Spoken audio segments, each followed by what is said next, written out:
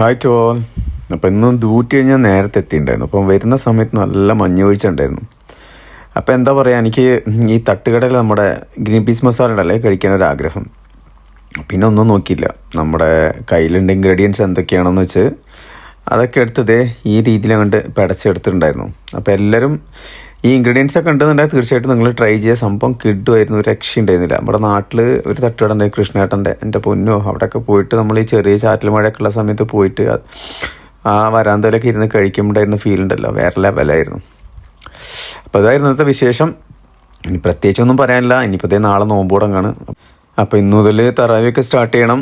അപ്പോൾ ഇത് കഴിഞ്ഞതിന് ശേഷം വേണം മഗ്‌രിബ് നമസ്കരിച്ച് ഇശാന് ശേഷം തറാവിക്ക് നമസ്കരിക്കാൻ ഇൻഷാ അല്ലാഹ്. അപ്പോൾ എല്ലാവർക്കും നല്ലൊരു നോമ്പിൻ്റെ തുടക്കമാവട്ടെ. എല്ലാവർക്കും ഉദ്ദേശിച്ച രീതിയിൽ നോമ്പൊക്കെ നോറ്റ് അള്ളാഹ്ക്ക് വേണ്ടി ഇബാദത്തൊക്കെ ചെയ്യാനുള്ള സമയങ്ങൾ ഉണ്ടാവട്ടെ എന്നുള്ള പ്രാർത്ഥനയോട് ഞാൻ നിർത്തുകയാണ്. അപ്പോൾ എല്ലാവർക്കും നല്ലൊരു ദിവസം തന്നെ. Have a nice day to all.